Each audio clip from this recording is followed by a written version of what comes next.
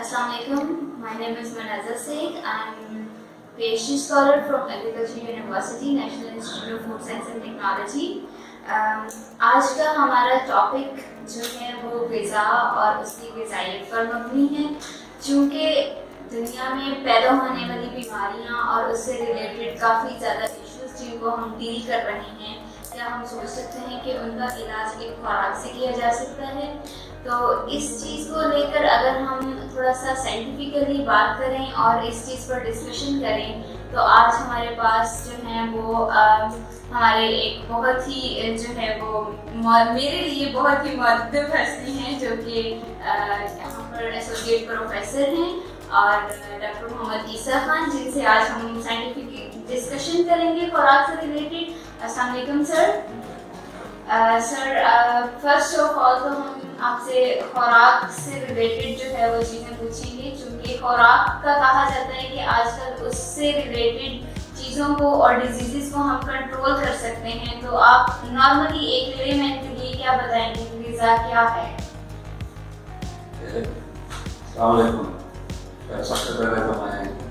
शुक्रिया अदा करना चाहूँगा सबने मौका दिया। ग़िज़ा अगर हम सिंपली इसको कहें, हमारी ज़रूरत है कि अपने जिस्म की या जिस्मानी ज़रूरियात को पूरा करने के लिए, कि रोज़मर्रा के लिए हमें जो एनर्जी मिलती है, तवानाई मिलती है काम करने के लिए, सांसें करने के लिए या ज़िंदा रहने के लिए, तो हमें ग़िज़ा की ज़रूरत है। एक आम दूसरी टर्म यूज़ की जाती है वो है इलाज बिल ग़िज़ा। उसमें हम खुराक को हेल्दी कैसे बना सकते हैं, ये कौन सी ग़िज़ाएँ ऐसी हैं जो हेल्दी हैं कि अगर हम उनको यूज़ करें तो हम अपनी लाइफ को इम्प्रूव कर सकते हैं, अपने हेल्थ को इम्प्रूव कर सकते हैं। तो आम लोग के अगर हम सिंपल तरीके उसमें अल्फाज में बताएं, आसान अल्फाज में बताएं कि जो सादा ग़िज़ाएँ हैं वो खाएँ बनिस्बत कि वो प्रोसेस फूड की तरफ जाएँ, क्योंकि प्रोसेस फूड में प्रॉब्लम आती है कि हम उसमें से कोई ना कोई न्यूट्रिएंट या तो लॉस कर देते हैं या हम ऐसा कोई न्यूट्रिएंट कंसनट्रेट कर लेते हैं जिसकी वजह से बाद में हमें प्रॉब्लम्स आती हैं। फॉर एग्जाम्पल अगर हम डायबिटीज़ करते हैं कि हम आटा जिस तरह यूज़ कर रहे हैं, मिल्क का आटा यूज़ करते हैं, तो सफ़ेद आटा है, उसमें फाइबर की क्वांटिटी जो है वो लेस हो जाती है। जब फाइबर की क्वांटिटी लेस हो जाती है तो उससे इस तरह ये डायबिटीज़ के मसले बाहर हैं। दूसरी साइड पे अगर हम दूसरी ग़िज़ाओं की बात करें तो तली हुई ग़िज़ाएँ हमारी रोज़मर्रा की ज़िंदगी में काफ़ी आ रही हैं। तो पाकिस्तान में कोलेस्ट्रॉल लेवल का या हार्ट से रिलेटेड जो डिजीज़ हैं तो उनका लेवल भी इंक्रीज़ हो रहा है। डायबिटीज़ में हम वर्ल्ड 6 कंट्री हो गए हैं कि जो रेट करता है दुनिया में कि जहाँ पे सबसे ज़्यादा डायबिटीज़ के लोग कर रहे हैं। Thank you so much sir. Sir next मैं आपसे ये पूछना चाहूँगी कि आपने ग़िज़ा को इतना अच्छा डिफाइन किया है, उसकी ग़िज़ाइयत को आपने बताया कि कैसे हमारी बॉडी के लिए बेनिफिशियल है, किस तरह से ग़िज़ा और ग़िज़ाइयत का लिंक है जो कि हमारी बॉडी को जो है वो फर्दर डेवलपमेंट में हेल्प करते हैं। सर बैलेंस डाइट जो है,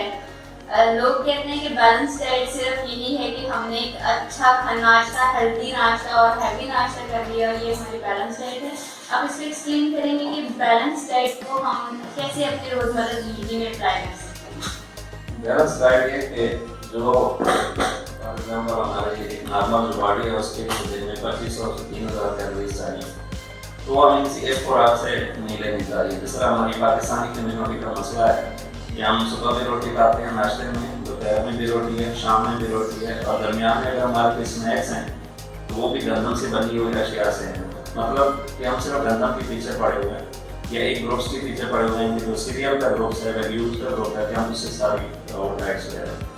तो 5-6 ग्रुप जो नॉर्मली किए जाते हैं, एक अनाज का है या सीरियल का ग्रुप है, उसी में दालें हैं, एक जानवरों से हासिल होने वाली खुराक है, उसमें दूध है, गोश्त है, मछली है, अंडे हैं, ये हैं, एक तेल और ये बाकी फैट्स हैं वो आ जाते हैं, मिल्क एंड मिल्क प्रोडक्ट्स आ जाती हैं, वो अलग आ जाती हैं, शुगर्स हैं।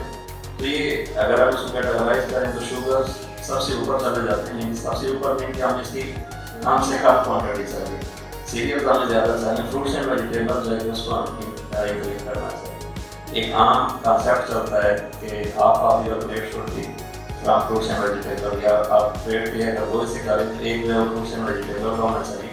ताकि वो आपके जिस्म में ایک ٹرم یوز ہوتی ہے ایڈپ ہنگر کے نام سے، اور جو یہ کہ ایسے معدنیات یا وائٹامنز ہیں کہ جو آپ اتنی کوانٹٹی میں چاہیں کہ اگر وہ ہمارے جسم میں کم ہوں گے تو ان کی بھوک ہمیں محسوس نہیں ہوتی، لیکن جب ان کی کنٹینیوس ڈیفیشنسی ہوتی ہے تو وہ ایک بڑے پرابلم کی صورت میں آتے ہیں، جس کی موسٹ کامن ایگزامپل آپ کے پاس آئرن سے انیمیا ہے کہ آج ہم کہتے ہیں کہ 50% ہمارے جو خواتین ہیں وہ آئرن ڈیفیشنسی کا شکار ہے۔ اگر ہم آئرن کی روزانہ کی مقدار کو دیکھیں کہ ہمیں روزانہ 12 ملی گرام چاہیے، ٹھیک ہے، کہ جو تقریباً لاکھواں حصہ ہے 1 کلو کا، لیکن پھر بھی کہ ہماری 50% آبادی جو ہے اس میں ڈیفیشنٹ ہے۔ اسی طرح وائٹامن اے جو ہے وہ ایسا ہے کہ وہ اگر ہم گاجریں اور یہ چیزیں کھائیں تو اس سے ہم اس کو پورا کر سکتے ہیں۔ بیلنس ڈائٹ یہ کہ آپ جتنے بھی فوڈ گروپس ہیں ان سب کو اپنی ڈائٹ میں شامل کریں۔ سر نارملی کنسیپٹ کیا جاتا ہے کہ جنک ڈائٹ یا پھر جنک فوڈ ہماری ہیلتھ کے لیے بالکل بھی اچھے نہیں ہیں اور ہمیں ان سے اوائڈ کرنا چاہیے۔ پہلے تو میں یہ جاننا چاہوں گی کہ لوگوں کو آپ یہ بتائیں کہ نارمل اور جنک فوڈ میں ڈفرینس، بیسک ڈفرینس کیا ہے، آئدر پروٹینس یا فیٹس یا پھر جو ان کی کوانٹٹی ہے، یا کس طرح سے ان چیزوں کو ہم ڈفرینشیٹ کریں گے کہ نارمل اور جنک کا ڈفرینس کیا ہوتا ہے and how it is bad for our health. تو میں ایک دو ٹرمینالوجیز یوز ہوتی ہیں، ایک ہوتی ہے انرجی ڈینس فوڈ اور دوسری ہوتی ہے نیوٹرینٹ ڈینس فوڈ، ٹھیک ہے۔ جو ہماری جنک فوڈ ہیں یہ انرجی ڈینس فوڈ ہے، ٹھیک ہے، تو ان میں اگر تھوڑی کوانٹٹی میں آپ کھائیں اس میں انرجی زیادہ ہے، تو ہماری جو روزانہ کی انرجی کی ریکوائرمنٹ ہے وہ 2500 سے 3000 کیلوریز ہے۔ تو اگر آپ ایک برگر کھاتے ہیں وہ آپ کو 400-500 کیلوریز دیتے ہیں، اس کے ساتھ آپ کوک پیتے ہیں تو وہ آلموسٹ 150 کیلوریز وہ دیتے ہیں، تو آپ ایک برگر اور ایک کوک سے 700-800 کلو کیلوریز کھا لیتے ہیں اور اس کو آپ نارمل ڈائٹ کے طور پر نہیں لیتے ہیں، دوبارہ کھانا بھی کھاتے ہیں تو وہ ایکسیس میں جاتی ہیں کیلوری۔ اور دوسرا جو ابھی پہلے ہم نے کہا کہ بیلنس ڈائٹ ہے تو وہ ایک ہی گروپ سے آ رہے ہیں، شوگر سے آ رہے ہیں اور سیریل سے آ رہے ہیں موسٹلی چیزیں، تو اس حساب سے اور تلی ہوئی چیزیں اگر آپ اس میں ایڈ کر لیں تو وہ آپ کے فیٹ پرسنٹیج کو انکریز کرتی ہیں۔ جو نارمل ڈائٹ جس طرح پہلے کہا کہ جتنی آپ راہ یعنی ویجیٹیبلز ہیں، فروٹس ہیں، وہ چیزیں ایڈ کریں گے تو آپ اپنی ہیلتھ کو امپروو کر سکیں گے اور بیلنس ڈائٹ ہے تو وہ چیزیں ایڈ اپ ہوتی ہیں۔ سر آپ نے ابھی ڈفرینس بتایا نارمل فوڈ کا اور ڈینس فوڈ کا، جس میں آپ نے نیوٹرینٹ ڈینس اور انرجی ڈینس فوڈ کا ذکر کیا۔ سیکنڈ آپ نے سر اس میں یہ کمنٹ کیا کہ 25 to 3000 کلو کیلوریز جو ہیں وہ پر ڈے۔ سر آپ بتا سکتے ہیں کہ لائک ایکسپلین کریں اس چیز کو کہ لوگ سمجھتے ہیں کہ ایکٹیویٹی کچھ نہیں ہے لیکن ہم نے 2200 یا 2500 کیلوریز ضرور پوری کرنی ہے، تو فزیکل ایکٹیویٹی کا کتنا رول ہے، ہماری لائف اسٹائل کا کتنا رول ہے اگر we are taking 2500 kilo calories and how much activity we should perform a day? ایک جو کامن یہ ڈفرنٹ آرگنائزیشن ہے، سوری سر میں آپ کو انٹرپٹ کریں کہ لوگ سمجھتے ہیں کہ بس ہمیں ہمارے بارے میں کہا گیا کہ 2500 کیلوریز ایک ڈرٹ کو چاہیے لیکن اس کی ایکٹیویٹی نہیں ہے، لیکن وہ 2500 کیلوریز لے رہا ہے اور پھر وہ یہ کہہ رہا ہے کہ کھا تو میں 2500 کیلوریز ہی رہا ہوں لیکن آئی ڈونٹ نو میں موٹا کیوں رہا ہوں، یہ کیوں ہو رہی ہے؟ اسی طرح جواب دے رہا تھا کہ جو ہماری ہیلتھ آرگنائزیشن ہے ان کی طرف سے آپ ایک بار بار ایک چیز آ رہی ہے کہ ایٹ لیسٹ 30 منٹس کی جو ایکٹیویٹی ہے کہ 5 days a week وہ ہونی چاہیے۔ تو آپ کیا کہہ رہے ہیں کہ ایک ویک میں تقریباً 150 منٹس کی ایکٹیویٹی ہو جاتی ہے، تو اتنی منیمم ایکٹیویٹی ریکمینڈیڈ ہے، جتنا آپ اس کو بڑھا سکیں گے اتنا آپ ہیلتھی ہوتے رہیں گے۔ اور باقی ایکٹیویٹی تو وہ کچھ ہے جو بیسک میٹابولک ریٹ ہے کہ منیمم آپ کو کتنی انرجی چاہیے اپنی باڈی کو مینٹین کرنے کے لیے، تو وہ آپ کو ضروری ہے، وہ وداؤٹ ایکٹیویٹی ہے۔ لیکن اگر آپ 2500 کیلوریز کی طرف جاتے ہیں تو اتنی ریکوائرمنٹ نہیں ہوتی، وہ 1500 سے یا 1000 سے 1500 کیلوریز جو ہیں وہ آپ کو باڈی کو مینٹین کرنے کے لیے چاہیے۔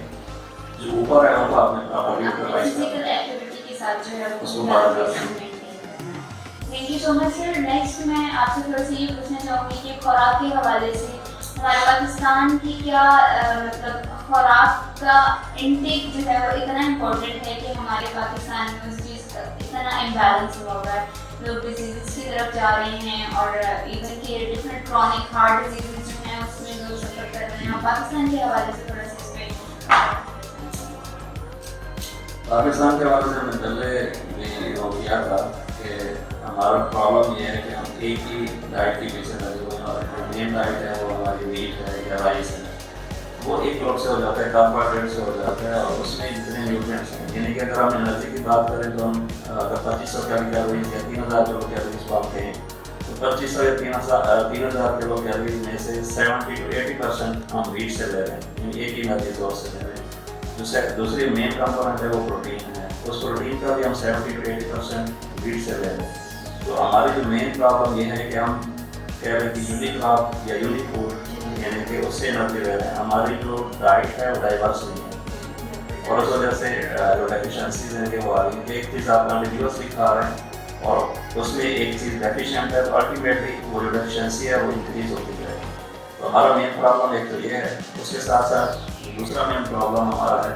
وہ ملاوٹ کا ہے، اور تیسرا آپ اس کو کہہ رہے ہیں کہ وہ سیفٹی کا، کہ ہمارے فوڈ جو ہیں وہ آپ کو گلیوں میں ملتے ہیں یا سڑکوں پہ ملتے ہیں، اور جو نان فوڈ آئٹمس ہو رہے ہیں اور اسپوائل کر رہے ہیں، لیکن اس چیز کو اگر ہم کنزیوم کریں تو بہتر ہونا چاہیے۔ سر پاکستان میں تو آپ نے اس چیز کا ایشو ہمیں بتایا، لیکن ابھی چونکہ آپ فوڈ نیوٹریشنسٹ، فوڈ ٹیکنالوجسٹ، اور ماشاء اللہ you are running a lot of projects related to different metabolic diseases. سر آپ بتانا چاہیں گے کہ مطلب خوراک کا ایگریکلچر یونیورسٹی میں کیا آپ خوراک سے ریلیٹڈ انٹرونشنس کر رہے ہیں یا ڈفرینٹ پروگرامس آپ رن کر رہے ہیں، پروجیکٹس جس سے خوراک کو لے کے چلتے ہوئے ہمیں جو ہیلتھ بینیفٹس مل سکیں؟ اس میں ایک تو ایگریکلچر یونیورسٹی کا جو national institute of food science ہے، یہ ایک مدر انسٹیٹیوٹ ہے، یہ 1959-60 سے کام کر رہا ہے، اور باقی جتنے بھی آپ کہہ رہے ہیں کم از کم پنجاب کی جتنی بھی یونیورسٹی ہیں اس میں ہمارے اسٹوڈنٹ کام کر رہے ہیں، اور یہاں پہ کام کرنے سے یہ کہ اگر ہم فوڈ ٹیکنالوجی کے حوالے سے پہلے بات کریں تو پیزا ہٹ اور یہ جتنے بھی ہیں یہ چیزیں امپورٹ کر دیتے ہیں، ان کے لیے لوکل جو انگریڈینٹس ہیں وہ یہیں اسی ڈپارٹمنٹ میں ڈیولپ کیے ہیں، اور نیوٹریشن کے حوالے سے بھی کافی کام ہو رہا ہے، یعنی کہ ہمارے کچھ سینئر ٹیچر ہیں، فار ایگزامپل فنکشنل فوڈ کا یا نیوٹریسوٹیکل فوڈ کا یہاں پہ ایک سینٹر علیحدہ سے سینٹر بنا یو ایس گورنمنٹ کی اسپانسرشپ کے ساتھ، باقی بھی آپ کہہ رہے ہیں کہ کافی کام ہو رہا ہے۔ اگر میں اپنے کام کی بات کروں تو 2009-10 میں مجھے جو پہلا پروجیکٹ یا فنڈنگ ملی تھی کہ وہ یہ تھا کہ خوراک سے ہم میٹابولک سنڈروم کو کس طرح کور اپ کر سکتے ہیں یا کس طرح اس کو ٹیک اپ کر سکتے ہیں، اس کو کس طرح اوور کم کر سکتے ہیں۔ کہ میٹابولک سنڈروم جو ہے وہ 4 بیماریوں کا کمبینیشن ہے، کہ ان 4 میں سے اگر 3 موجود ہوں تو ہم اس کو کہتے ہیں کہ یہ میٹابولک سنڈروم ہے، اور وہ میٹابولک سنڈروم الٹیمیٹلی لیڈ کرتا ہے ٹوارڈ ہارٹ اٹیک۔ وہ جو 4 بیماریاں اس میں پہلا موٹاپا، ڈائبٹیز ہے، ہائی کولیسٹرول لیول ہے اور ہائپر ٹینشن ہے۔ ان 4 میں سے اگر کوئی بھی 3 کنڈیشن کسی بندے میں موجود ہوتی ہیں اس کو ہم کہتے ہیں کہ یہ میٹابولک ڈس آرڈر ہے۔ اس کے لیے ہم نے ڈفرینٹ اپنی لوکل فوڈ سیکھوں کا ہم نے دیکھا تھا کہ ہم کس طرح اس کو ٹیک اپ کر سکتے ہیں، تو اس کے کافی اچھے ریزلٹس تھے ہمارے پاس، کہ اینیمل پہ بھی ہم نے ٹرائل کیا ہے، ہیومن پہ بھی ٹرائل کیا کہ اگر ہم ان خوراک کو یوز کریں تو ہم اپنا ڈائبٹیز جو ہے اس کو کنٹرول کر سکتے ہیں، کولیسٹرول لیول کو کنٹرول کر سکتے ہیں، اوبیسٹی کو جو ہے اس کو کنٹرول کر سکتے ہیں۔ Thank you so much sir. Sir next میں آپ سے تھوڑا سا اور بھی کہنا چاہوں گی کہ فوڈ سیفٹی کے حوالے سے آپ کچھ بتائیں، اسپیشلی کہ اگر ہم اپنا پروٹین سورس جو ہے وہ ویٹ سے ہی لے رہے ہیں، اور اگر ہم وہ اپنا میٹ سورس رکھتے ہیں یا ملک سورس رکھتے ہیں، اگر ڈیری پروڈکٹ، تو اس میں ایک سیفٹی کا کتنا رول ہے، سیفٹی ہے کیا، اور ہم کیسے سیفٹی کو مینٹین کر سکتے ہیں؟ اگر سیفٹی نہیں ہے سو ہیزرڈس کیا ہو سکتے ہیں اس چیز کے؟ مین ایشو ہے ہمارے پاکستان کا اور پنجاب کے حوالے سے میں کہہ سکتا ہوں کہ یہاں پہ پنجاب فوڈ اتھارٹی جو ہے کہ وہ انہوں نے کوئی کام شروع کیا ہے، اور سیفٹی کے حوالے سے میں تو جو پروٹین سورسز کی آپ نے بات کی کہ ملک اور میٹ ہے، تو ان دونوں کو ہم کہتے ہیں کہ یہ کمپلیٹ فوڈ ہے، کیونکہ اگر وہ ہمارے لیے کمپلیٹ ہیں تو وہ مائکرو آرگنزم کے لیے بھی کمپلیٹ ہے، کہ جتنا ہماری اس پہ اچھی گروتھ ہوتی ہے مائکرو آرگنزم کی بھی ان پہ اچھی گروتھ ہوتی ہے۔ تو ہمارا المیہ یہ ہے، جیسے میں پہلے بات کر رہا تھا کہ ہماری جو فوڈ آئٹمس ہیں وہ ہم نے روڈ پہ رکھی ہوئی ہیں، اور جو نان فوڈ آئٹمس ہیں وہ ہم ایئر کنڈیشن روم میں رکھی ہوئی، تو ملک اور میٹ، ٹھیک ہے، یہ دونوں ایسی چیزیں ہیں کہ اس کو مارکیٹ میں یا گھر میں کہیں پہ بھی اس کو 4 ڈگری سیلسیس سے اوپر ٹیمپریچر پہ نہیں رکھنا چاہیے، لیکن اگر ہم اپنے بازاروں میں دیکھیں تو بچر شاپ ہے وہ سارا دن جو ہے میٹ سارے رکھتا رہتا ہے 25-20 ڈگری سیلسیس پہ وہ رہتا ہے. مل کا ہم کچھ حد تک کہہ سکتے ہیں کہ وہ ریفریجریٹر میں ہے کیونکہ وہ صاف نظر آتا ہے کہ دودھ پھٹ جاتا ہے تو وہ لوگ پتہ چل جاتا ہے خراب. لیکن میٹ کا ایسا ہمیں پتہ نہیں چلتا, لیکن اس میں بھی یہ ساری بیکٹیریا وہ چیزیں موجود ہوتی ہیں, اس کے جمع ہوتی جاتی ہیں جتنی دیر ہم اس کو باہر رکھیں گے. تو سیفٹی جو ہیلرز آپ نے کہے کہ نارملی 3 قسم کے ہیں, جس میں مائکروبیل مین ہے, ٹھیک ہے, کہ جو مائکرو آرگنزم ہمیں بیمار کرتے ہیں وہی ان پہ گرو کرتے ہیں. ایک وہ ہو گئے. دوسری کیمیکل ہیلرز ہیں کہ دودھ میں فار ایگزامپل آکسیٹوسن ہے کہ نارملی وہ ریکمینڈ کیا جاتا ہے کہ آپ 15 دنوں میں ایک دفعہ جانور کو لگائیں, لیکن ہمارا ہر دفعہ جب دودھ نکالتا جاتا ہے تو اس کو لگایا جاتا ہے اور الٹیمیٹلی وہ میک نہیں آتا ہے. سملرلی جانوروں کو ہم اینٹی بایوٹکس لگاتے ہیں تو وہ اینٹی بایوٹکس میٹ میں آتی ہیں. میٹ میں بھی اینٹی بایوٹکس جب آپ لگاتے ہیں تو وہ اینٹی بایوٹکس میٹ میں آتی ہیں. اور اگر کچھ بڑے جانور ہیں تو ان کو ہارمون کھلائے جاتے ہیں, وہ ہارمونس جو ہیں کہ وہ میٹ میں آتے ہیں. یہ جو پرابلمز ہیں فار ایگزامپل یہاں پہ اینٹی بایوٹکس کا ہم نے ایک ریسرچ کرائی تھی کہ فارمر جس طرح اپلائی کرتا ہے اور ایک ہم نے اپنے طریقے سے اپلائی کیا تھا. نارملی 30 ڈیز کے بعد کچھ لوگ کہتے ہیں کہ برائلر کو اینٹی بایوٹکس نہیں لگانا چاہیے کیونکہ ان کا جو منیمم پیریڈ ہے پھر وہ ڈرین آؤٹ کا ہے وہ 3 سے 5 دن میں 50% اس کا ڈرین آؤٹ ہوتا ہے. تو ہم نے سلاٹر کیا, سلاٹرنگ کے بعد کوکنگ کی, اور کوکنگ کے بعد بھی ہم نے دیکھا کہ وہ اینٹی بایوٹکس سے جو ہے وہ میٹ میں پریزنٹ ہوتی ہیں. تو یہ ہمارے ایک اور پروفیسر صاحب ہیں جنہوں نے بھی یہ کام کیا, تو ان کے بھی کنکلوژن یہی ہیں کہ جو اینٹی بایوٹکس ہیں وہ میٹ میں پریزنٹ رہتے ہیں, اور ان کا جو لیول ہے کہ جو انٹرنیشنل یعنی ایکسیپٹیبل لیول ہے اس سے اوپر ہے. یہ تو وہ کنڈیشن ہے کہ جب آپ خود کی ہیں تو اب اگر کسی کی مرغیاں مر رہی ہوں تو وہ آخری دنوں میں بھی اس کو اینٹی بایوٹک لگاتے تو اس کو مارکیٹ میں لے کے آتے ہیں. وہ اس کا سیفٹی کا جو ہے وہ ہماری اس سچویشن میں ابھی سیفٹی جو ہے وہ کافی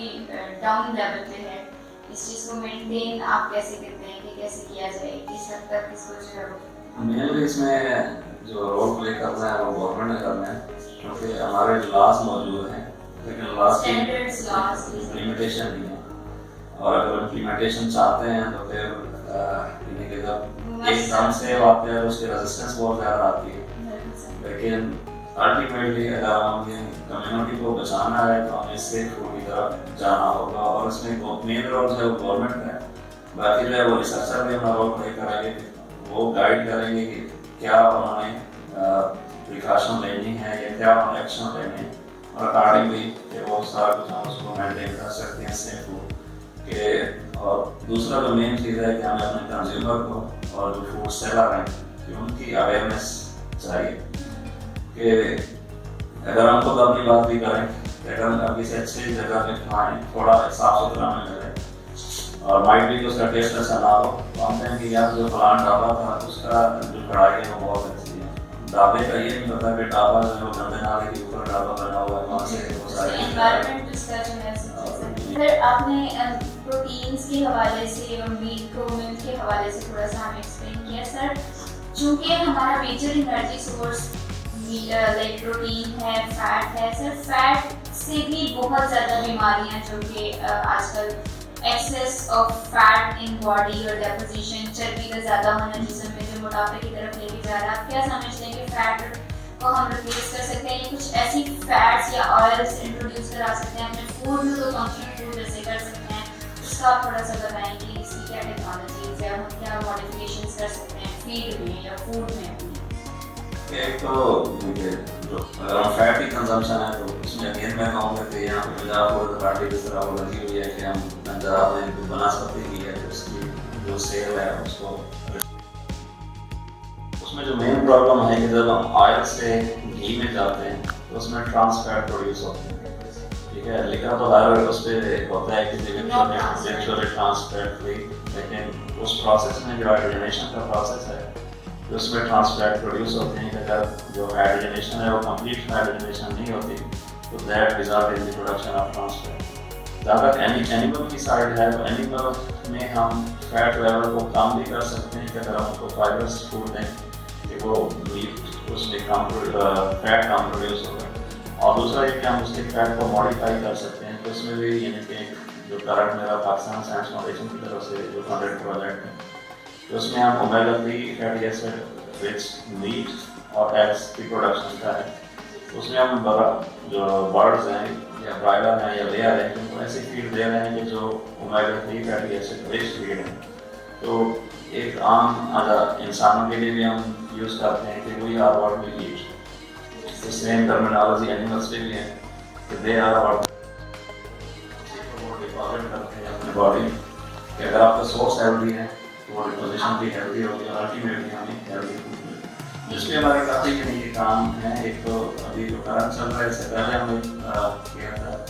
کہ ہم میٹ کو اینٹی آکسیڈنٹ ریس کر رہے ہیں. ٹھیک ہے, ہمارے ہیلدی ہارٹ کے لیے اینٹی آکسیڈنٹ جو ہے وہ کافی امپورٹنٹ ہے کیونکہ ہمارے باڈی میں ڈفرینٹ ریئیکشن ہوتے رہتے ہیں اور وہ ریئیکشن کی اینڈ میں کچھ کیمیکل پروڈیوس ہوتے ہیں. تو وہ کیمیکل اگر باڈی کے اندر ہیں تو ہمارے آرٹریز کو ڈیمیج کرتی ہے. تو اینٹی آکسیڈنٹ کا یہ ہوتا ہے کہ وہ جو کیمیکل پروڈیوس ہوتے ہیں ان کو اپنے ساتھ ملا کے باڈی سے خارج کرتی ہیں یا چلیٹ نارمل کلاس جب ہم پڑھتے تھے تو ہمیں ٹیچر نے پڑھایا تھا کہ اینٹی آکسیڈنٹ جو ہے وہ ایسے ہوتے ہیں جو نارملی ہم اردو میں یا پنجابی میں سامنے ورڈ یوز کرتے ہیں کہ اپنی جان پہ کھیل کر دوسروں کو بچانا. تو اینٹی آکسیڈنٹ کا کام یہ وہ ختم ہو جاتا ہے اس کیمیکل کے ساتھ ریئیکشن کے ساتھ, لیکن جو باڈی ہے اس کو پروٹیکٹ کرتی ہے یا فوڈ جو ہے اس کو پروٹیکٹ کرتی ہے اور اس کا اپنا وہ ختم ہو جاتا ہے. تھینک یو سو مچ سر. تھوڑا سا اس چیز کو آگے لے کے جاؤں گی. جیسے آپ نے سائنٹیفکلی ابھی تھوڑی سی ڈسکشن ہوگی فوڈ سیفٹی کو لیتے ہوئے. لائک آپ کا میٹ پہ کافی ورک ہے, سو میں تھوڑا سا اس چیز پہ ڈسکشن چاہوں گی کہ حلال اور حرام کا اگر ہم میٹ کنزیوم کر رہے ہیں, آج کل ایڈلٹریشن اتنی زیادہ ہے ہماری کنٹری میں, کافی ایشوز ہیں. ایون پنجاب فوڈ اتھارٹی بھی اس پہ کافی ورک کر رہی ہے. تو مطلب اس چیز کو کیسے ہم اتھینٹسٹی اس کی کیا ہے کہ ہم کیسے آئیڈینٹیفائی کر سکتے ہیں کہ یہ حلال ہے حرام ہے. آپ پلیز تھوڑا سا ویزیبل اور تھوڑا سائنٹیفکلی ہمیں اس چیز کو ایکسپلین کریں گے کہ اگر ہم میٹ پرچیز کر رہے ہیں یا پھر اگر ہم میٹ کو فردر کمرشلی کنزیوم کر رہے ہیں تو ہمیں کون سی جو ہے وہ احتیاطی تدابیر جو ہے وہ لینی چاہیے, فردر میں پریکاشنس جو ہیں اس چیز سے. فزیکلی تو سم ٹائم ہم کہہ سکتے ہیں کہ شاید ہم نہ کر سکیں کیونکہ ابھی میرا ایک اسٹوڈنٹ کام کر رہا ہے تو وہ لیبارٹری میں جو ڈفرینٹ جانوروں کے گوشت ہے اس میں گدے کا گوشت بھی تھا اور کتے کا گوشت بھی تھا. تو جب ان کا کمپیریزن ہم دیکھنے میں کرتے ہیں کہ وہ بکرے کے گوشت سے اتنے ڈفرینشیٹ نہیں ہوتے, لیکن کیمیکلی یا سائنٹیفکلی ہم ان کو علیحدہ علیحدہ کر سکتے ہیں. ایک تو جو پرانے میتھڈز ہیں کافی عرصے سے یوز ہو رہے ہیں اور ہمارے یہ ڈفرینٹ جو جرم ہوتے ہیں تو ان کی بھی اکثر ہوتی ہے کہ ڈی این اے ٹیسٹنگ جو ہے کہ اس کے لیے سیمپل بھیجا جاتا ہے. تو اس ڈی این اے ٹیسٹنگ کے بیس پہ ہم اس کو کر سکتے ہیں. ایک تو وہ ہے کہ آپ چونکہ ہر بندے کا یا ہر اینیمل کا جو ڈی این اے ڈفرینٹ ہوتا ہے, لیکن ہماری جو میٹ گروپ ہے ہمارے ایک اور کولیگ ہیں تو ان کی کام ہی میں بھی اسی پہ تھا. تو اب ہم مل کے اس پہ کام کر رہے ہیں کہ شارٹیسٹ میتھڈ سے یعنی کہ اس میں ہم ایف ٹی آئی آر اس کو کہتے ہیں فلوریسنس ٹرانسمیٹر انفرارائڈ اسپیکٹروسکوپی ہے یا فلوریسنس اسپیکٹروفوٹومیٹر ہے. تو وہ آپ کو 15 سیکنڈ سے آپ کہہ رہے کہ 4-5 منٹ میں ریزلٹ دے دیتا ہے کہ اگر یہ ڈفرینٹ اینیمل ہے آپ کے پاس آلریڈی تو آلریڈی آپ نے اسٹیبلش کیا. جب آپ سیمپل پر جاتے ہیں وہ اس سے ڈیلی سے ڈیویٹ کرتے ہیں تو وہ آپ کو انڈیکیشن دے دیتا ہے کہ یہ ڈفرینٹ چیز. باقی یعنی کہ اگین یہ Pakistan agriculture and research council ہے تو اس میں نے ایک پروجیکٹ جمع کیا ہے. اس میں ہماری یہ ہے کہ اگر پاسبل ہوا تو ہم کوئی ایسا ہینڈ ڈیوائس بنا لیں کہ اگر کہیں پہ بھی آپ شک ہو تو آپ میٹ کا تھوڑا سا ایکسٹریکٹ نکال کے وہاں پہ ڈالیں تاکہ وہ آپ کو ریزلٹ دے دے. تو یہ فیوچر کی ہماری پلاننگ ہے ہوپفلی کہ اگر ٹیکنالوجی کے اس پہ فردر کریں گے. تو سیفٹی اگین امپورٹنٹ ہے اور اگین کہ آپ کہہ سکتے ہیں انشور کرنے کے لیے گورنمنٹ کی سپورٹ ہے وہ آپ تک ہونی چاہیے. تھینک یو سو مچ سر. تھوڑا سا میٹ کے حوالے سے میں چاہوں گی کہ لوگوں کا کنسیپٹ ہے کہ میٹ کنزیوم نہیں کرنا چاہیے کیونکہ اس میں کچھ ایسے کمپوننٹس ہوتے ہیں جو کہ cancerous agent as a cancerous agent ہے وہ افیکٹ کرتے ہیں. سو آپ تھوڑا سا اس چیز کو ہائی لائٹ کریں. ڈو یو تھنک سو کہ میٹ کنزمپشن یا میٹ پروڈکٹس جو بھی ہم یوز کر رہے ہیں وہ واقعی نہیں ہیں کینسر افیکٹس یا پھر اس طرح سے ہماری باڈی کو افیکٹ کر رہی ہیں؟ اس میں ایز اے میٹ پہ کام کر رہے ہیں تو اس حساب سے میں یہ کہوں گا کہ میٹ میں ایسی کوئی چیز نہیں ہے کہ جو کینسر کی طرف جائے گی. جو رپورٹ آئی تھی وہ تھی کیورڈ میٹ کے حوالے سے. کیورڈ میٹ ہمارے یہاں پہ کام یوز ہوتا ہے تو اس میں سالٹ بھی اتنا ڈینجرس نہیں ہے, اس میں نائٹریٹ یوز ہوتا ہے. ٹھیک ہے, تو وہ جو نائٹریٹ یوز ہوتا ہے وہ کنورٹ ہو کے نائٹروس آکسائڈ بناتا ہے, پھر وہ میٹ کی پروٹین کے ساتھ کنیکٹ کرتے ہیں کہ نائٹروسامائن بناتے ہیں. تو وہ جو نائٹروسامائن ہے that is mainly responsible for causing cancer. لیکن وہ بھی ایک لمٹ ہے اور وہ بھی ہم یہ کہا تھا کہ اگر آپ کنٹینیوسلی پیور میٹ کھائیں گے تو وہ بھی ہم ویسے بھی کہتے ہیں کہ ایکسیس آپ اگر تو اگر آپ کنٹینیوسلی, کیونکہ اگر ہم میٹ انٹیک کے حوالے سے بات کریں